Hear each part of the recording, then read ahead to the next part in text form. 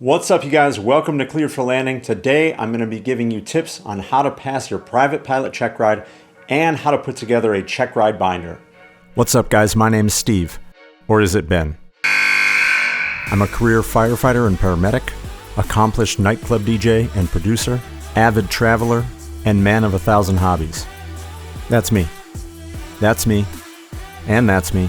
Oh, and I was also on TV for a while. Down to 20. Steve, take over for me. That's me right there. You're not here because of that. You're here because this is me. I've decided to work my way up from zero training to instrument-rated commercial pilot, and I'm taking you along on the journey with me. We may hit some turbulence along the way, but I'm okay with that. Welcome to my channel. Roger, runway 16, clear to land. Runway 16, clear for landing. What's up, you guys? My name's Steve. Welcome to Cleared for Landing. Today we're going to talk about my experience with the private pilot check ride, some tips I have for passing your private pilot check ride, and how to put together a check ride binder. So let's jump right into it. So guys, if you've been following my journey, you know I just recently finally passed my private pilot check ride. It felt like it took forever. I had numerous delays, from financial delays to changing schools partway through to weather delays. So I had a ton of delays, but I finally did it, and I really learned a lot of things with it. So after all my training, I finally got to a point where I was gonna be ready to take my check ride. So with my particular school, they require that you take a mock check ride with our safety pilot. During this check ride, we treated it like a real check ride in every single way. So we treated every aspect of it, from going through the maintenance logs to the oral to the flight portion. This mock check ride was meant to be more difficult than the actual check ride, and it absolutely was. I was told beforehand this is going to be a lot harder than the real thing, and I'll tell you what, that was absolutely right.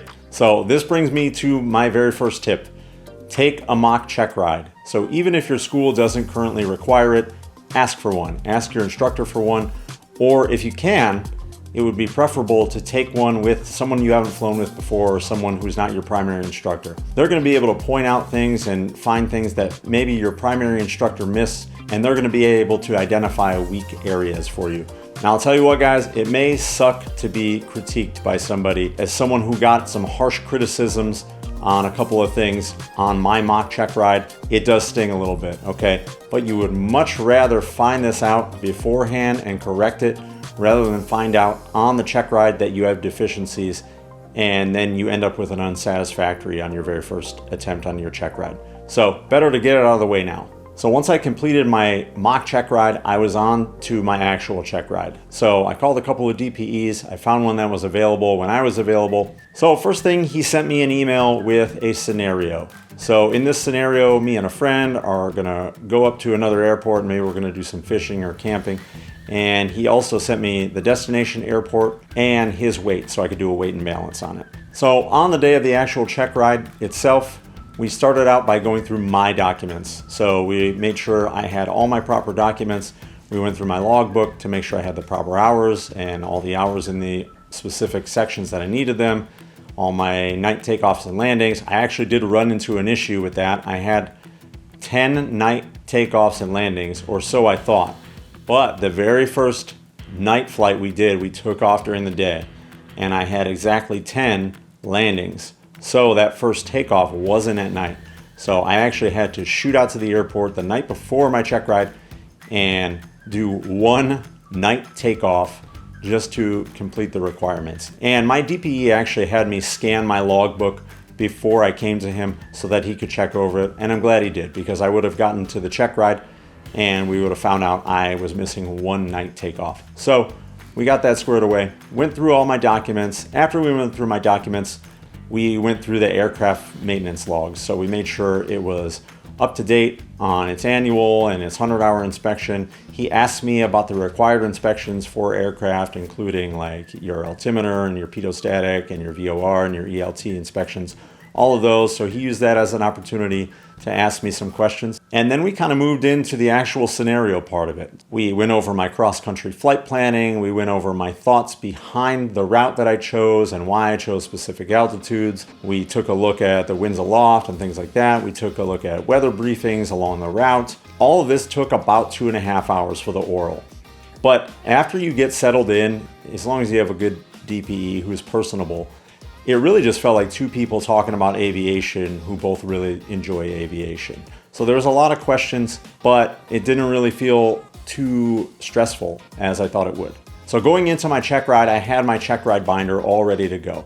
And this is going to be my next tip that I'm going to give you. This check ride binder helped me be very prepared. So the tip that I'm giving you is first impressions matter. So when you come in and you've got your check ride binder ready to go, you've got your documents ready to go, you look professional, that first impression might cut down on some of the questioning. It might give your DPE the impression like, hey, this person knows their stuff.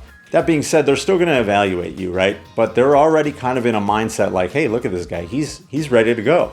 He is ready for this check ride, and the whole point of this entire check ride is to evaluate if you're ready to fly on your own. So when you come in prepared like that, it just makes you look better and it puts them at ease. So that's my tip. Come in prepared, come in professional, come in with your check ride binder, and that could make the whole process easier for you. So we continued to work our way through the scenario. We worked on some just weight and balance problems and some takeoff and landing distance problems. And then that was pretty much it. We kind of got through the whole thing pretty quickly. We were going to move on to the flight portion, but unfortunately I had to take a discontinuance right then because the winds had gotten really gusty. So before we get to the actual flight portion, I'm going to take you through my actual check ride binder, and you can see what I actually had in there on the day. And you can kind of make your check ride binder how you see fit. But I'm going to show you what I had. So let's jump into that real quick. All right, guys, so here it is, my check ride binder. I've gone ahead and blocked out just pertinent information of my personal information. So let's take a look what we got inside here. All right, so on the left side, I have my weight and balance here that I just hand wrote out. So I had that in there. I also had this form that he had asked me to fill out, and I sent it to him. Just breaking down the basics of my application, preparing for the test, and then logging down all my hours and everything that I needed and what dates and where he could find them. So I had that in there. Then I had this aircraft inspection report. I had just gone through the maintenance logs beforehand, looked at all the dates on everything and filled this out. And then just a little info on determining aircraft worthiness before, just a little side note thing. And then you can see I've got my little note here too. My Aviate note, the annual every 12 months, the VOR every 30 days for IFR aircraft, the 100-hour tack time on aircraft for hire only, altimeter every 24 months for IFR, that includes the pitot-static system, transponder every 24 months along with the altimeter, which makes sense, ELT every 12 months. So then on this first page here, I just had a copy of my driver's license and my student pilot certificate. I had the physical copies of these on me as well, but just in case he needed a copy of them, I had them ready. On the next page, I have my medical, and I had the original copy of this on me as well. This is just a copy, again, in case he needed a copy. I've got my Airman Knowledge Test report, again, another copy in case he needed it. I've got my certificate of completion from the ground school that I used, which was Pilot Institute. Highly recommend them if you guys are looking for a ground school. Then I just had some reference materials for myself. I'm safe checklist, illness, medication, stress, alcohol, fatigue, emotion, and then PAVE checklist in here. Just those safety checklists, just so I could jog my memory if I needed it. Then I had a piece of a sectional that was in the area we were using. I had an actual sectional chart on me, guys. This was just in case we wanted to do some chart questions, and I have the legend for the chart right here in case I needed to reference it. And remember, on this check ride, you can reference things. You're not confined to like memorizing every single thing. You know, you just got to be able to know where to find it. Now, obviously, if you need to reference every single question, there's a problem. But I've got this here. I'm not going to remember every single thing on the chart. We did a couple of chart questions, nothing crazy, but I just had this in there in case. And then I had the current weight and balance for the aircraft that I was flying, as well as some basic calculations. And my way that I do the weight and balance is just your standard like chart like that. I do better with just like a straight up math problem like this. I never really did get great at using the front side of the E6B for density, altitude, and pressure altitude and all that stuff, which is why I also included a density altitude chart. That way I could just figure out my pressure altitude, figure out my density altitude with this chart. This is nice to have. I didn't print out the whole POH for my aircraft. I have it on ForeFlight, but I did print out the supplement because this is where we are going to get our performance information, because it has an upgraded engine in the one that I use. So all our performance calculations come out of here. So I just printed out this whole supplement, and you can see right here I tabbed our performance stuff. So this is time, fuel, and distance to climb, and this is our weight and balance. So if we flip over here, we've got all our numbers for our calculations, and he did ask me a couple of questions about these and had me do some of these formulas, sample problem for the weight and balance, and then we've got our actual weight and balance charts. And it's nice having these plastic protectors on here, because I was able to actually, if you can, I don't know if you can see this on the camera, I used a dry erase marker to actually mark out the weight and balance for the day. That was nice to be able to do on there, and then you could erase it if you need to. So that's what I got in there. Then if you flip to the back, on the day I had my actual nav log, and then I had a copy, an exact copy of that nav log too, just in case I lost it or he just wanted to reference it.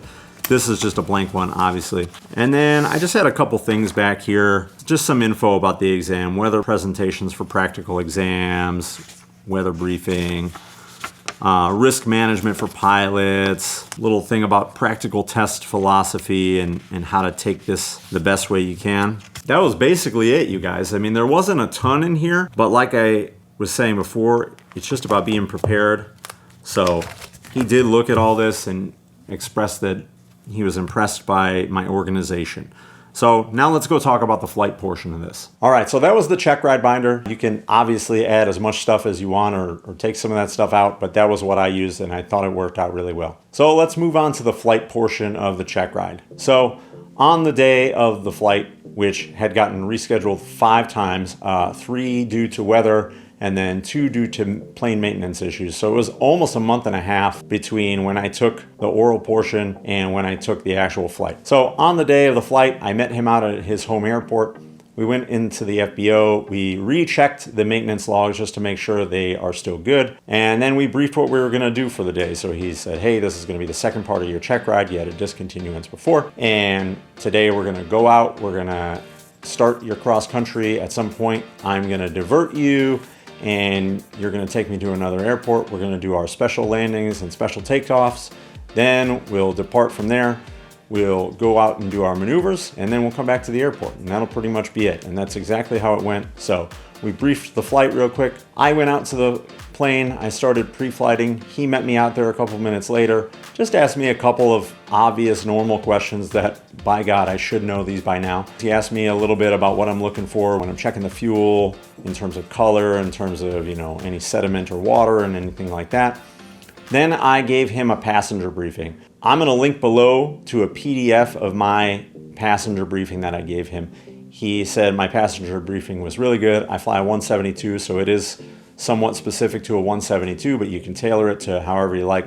But I'm gonna put a link down below to a PDF of that if you wanna check that out. It was a pretty comprehensive passenger briefing, and you will have to give a passenger briefing on your check ride. So that is part of it. So I gave him my passenger briefing, and then we departed. We started off just with a normal takeoff. We got to the first point, and then we diverted. So there was no issues with that. He said, hey, I'm starting to feel kind of sick. Let's divert. So we diverted to Poplar Grove. And guys, I want to point out too, once you're off of the cross-country portion of this, you can ditch the paper nav log. Consult with your DPE beforehand.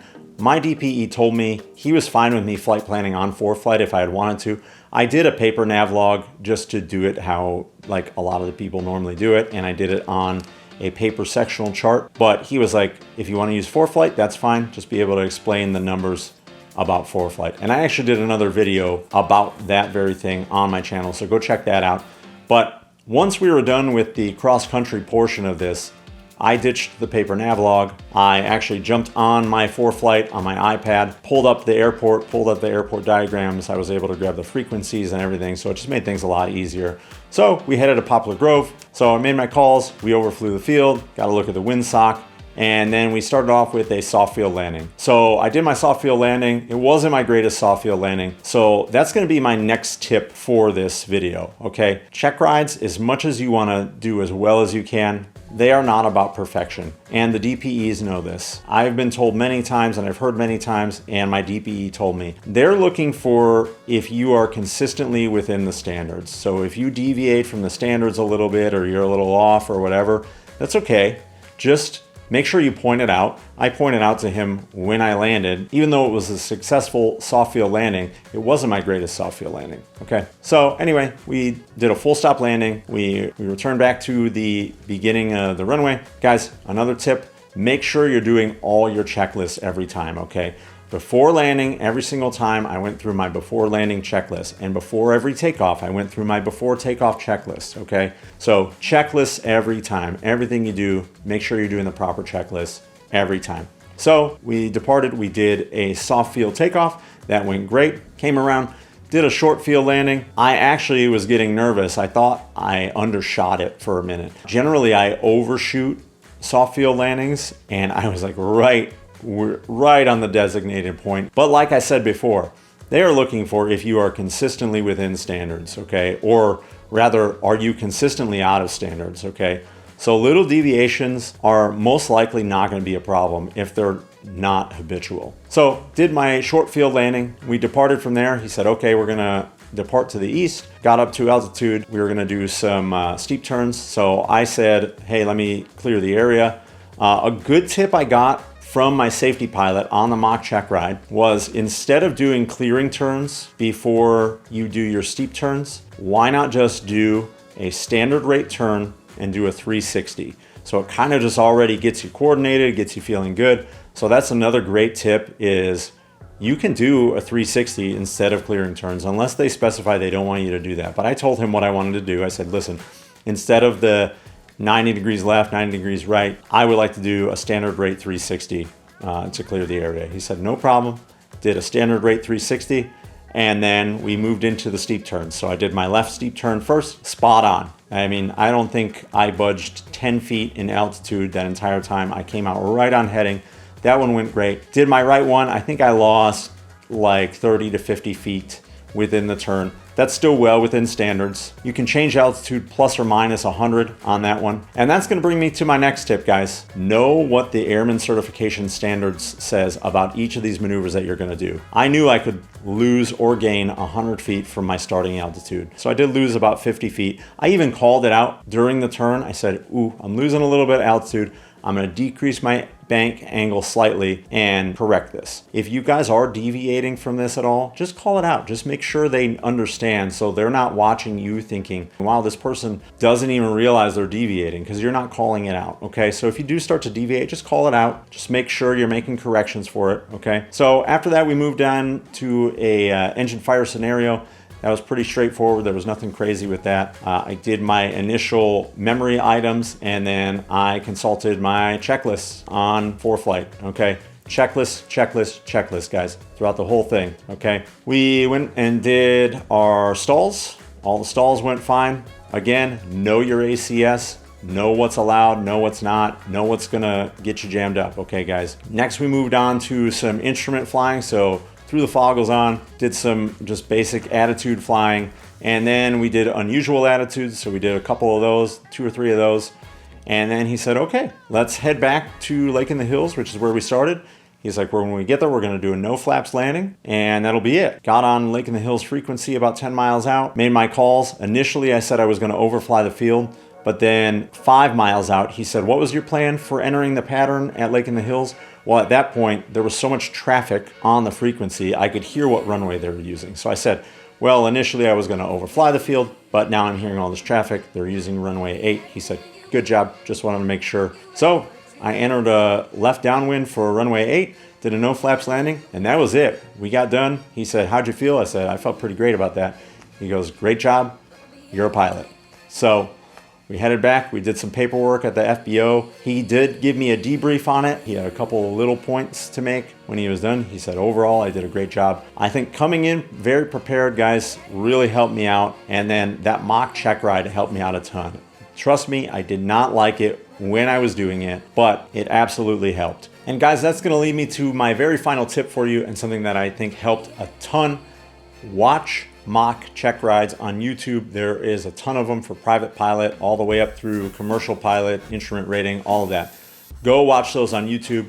It's going to give you an idea of what kind of questions to expect, and it allows you to sit there, watch the video, listen to the question, pause it, answer out loud, get used to verbally articulating your point and your answers to these questions, and then listen to the answer that the person on the video gives.